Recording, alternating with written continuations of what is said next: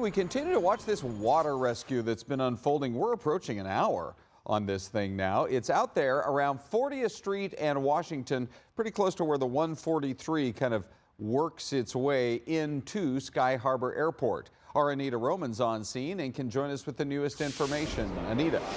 We're actually right underneath the 202, and I can tell you this very intense situation out here, and that's because the man who is in the water has his foot stuck between two metal grates here right inside of the canal, and the firefighters simply cannot get him out without special equipment. Joining us live this morning, Captain Mark Vanacore with the Phoenix Fire Department. It was just about 6:30 this morning that someone happened to notice this guy in the water. Yes, Anita, we got the call shortly after 6:30 this morning for a water rescue. Our units arrived quickly on scene. We found this gentleman in distress here, stuck with his leg in between two of those metal grate posts that you see there that are in the canal. We've been working to get him out, and we are now using a plasma cutter, which is a blowtorch, and we're going to cut that metal and get that leg out of there here shortly. And so you guys already have the plasma torch here on scene, or you had to call it in? Yeah, we only have a few of those in the city. We did have the special call that here today, so we got that here quickly with our crews, and we're using that equipment now. Okay, so you've been closer to the scene. Tell us, first of all, how far into this grating his foot is stuck. Is the leg all the way in? Is it just the foot? How bad is this situation? The information I have is that it's past the knee.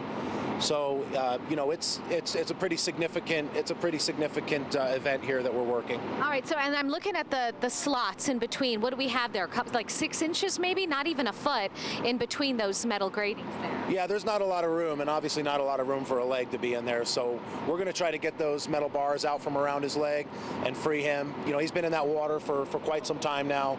We also have some concerns about, you know, maybe hypothermia setting in as hot as it is. That long of an exposure is a concern for us too. We're monitoring him. He's talking to us, alert and oriented, answering all our questions, and he seems to be doing okay at this time. Okay, so we see them starting to cover him up a little bit. What is the procedure when it comes to cutting the bars and having the patient, the victim, right there?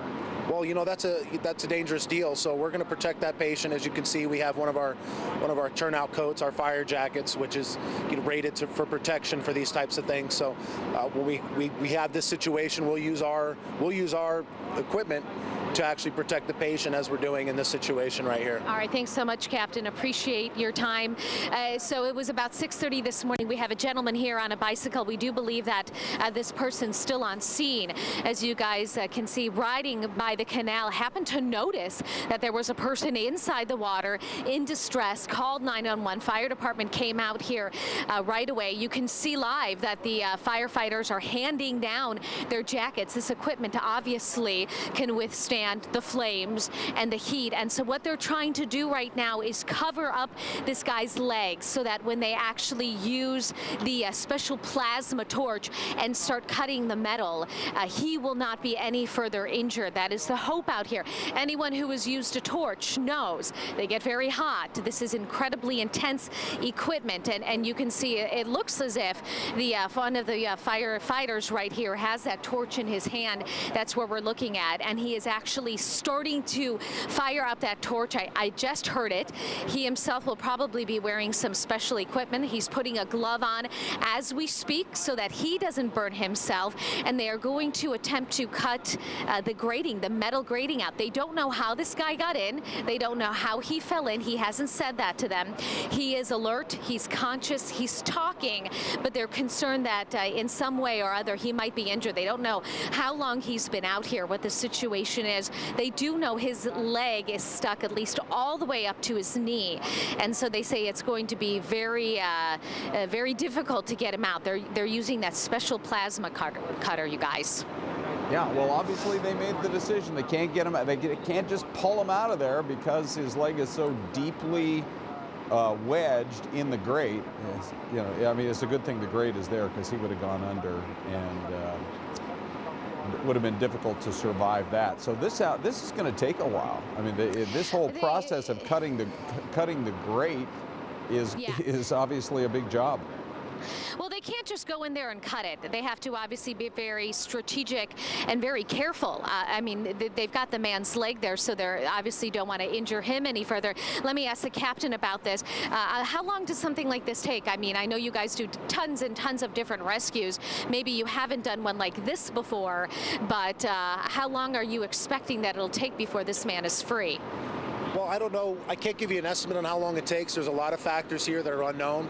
I can tell you that our crews train all the time for these types of things. We do this all the time. We have this equipment. We have all the techniques needed. We partnership with SRP to work on these events. So we're just going to do our best, and of course, we always do it as quickly as possible. I think it's very interesting that we had such a response. We have so many entrants out here. We have so many firefighters out here who are ready to help, willing to help, but really they can't because there are only so many people who can go into that water and attempt to rescue this man. Yeah, absolutely. That's something that our crews train on too. That's a very calculated thing. How many people we're going to put in what we call, the hot zone or the rescue zone. How many people need to be down there, and we're not going to expose any of our guys that don't need to be. As you can see, using a hot blowtorch can be a dangerous operation. So our guys are in danger too. So we take all that into consideration as to who's around the patient. Captain, talk about what's going on right now. What we're seeing. Yeah, what we're seeing right now is they're trying to cut through those solid metal grates with a blowtorch, a plasma cutter. It's very high heat, cuts metal, and we're going to try to cut those bars and free this victim. I imagine that they're going to have to do several cuts, and we see a firefighter pouring water on it. What's going on with that? Yeah, just trying to keep it cool. That metal heats up, so that heat travels down the metal, so we're going to try to keep it cool and make sure that we get that patient out of there as soon as possible. And going back to, I imagine they'll have to do several cuts to get the piece out around his leg. You can't cut underwater, though.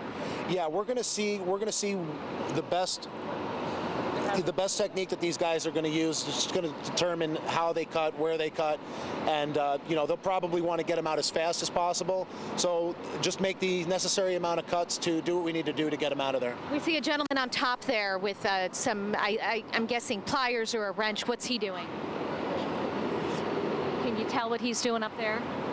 He's just right above that ladder, the yellow ladder. He's got an orange wrench in his hand, and then we've got guys coming down with saws and hoses. Take us through that whole process, what everyone's preparing to do. Yeah, he's working on, that looks like one of the mechanisms to control the grating system, in case they need to clean it or whatever. So we're working with SRP, seeing what mechanisms they have in place to assist this rescue here. All right, and one more quick question. What's being handed down right now? That's what's commonly known as the jaws of life. Those are what we call our spreaders.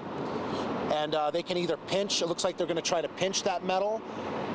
That's another technique we use. It doesn't necessarily always spread things, but you can see now we're pinching that bar together, and it looks like we just got it free. Okay, let's see. I know our producers are giving us a wrap, but if they can give us another minute, let's see if we have this guy freed right now, you guys. They're removing all the jackets that they put on him to protect him. You can see his arm appears to not have a sleeve on it, no clothing protecting him. So they were trying to protect him, and right now we have the firefighters slowly lifting him up and out. And what do you think, Captain? Do you think they got him out?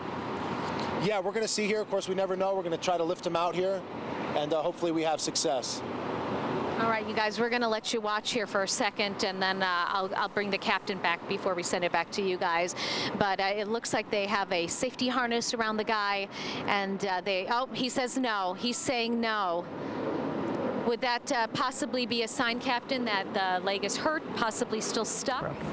Yeah, it definitely looked like he was in some distress there, but he's clearly probably in some pain. So we're just going to keep working and try to keep that patient as comfortable as possible. All right, thanks so much, Captain. You guys, will send it back out to you, inside the studio. We'll stay out here and be live and ready. If you guys need us or we have any updates for you, we'll come right back to you. Please do, Anita. That was a great step-by-step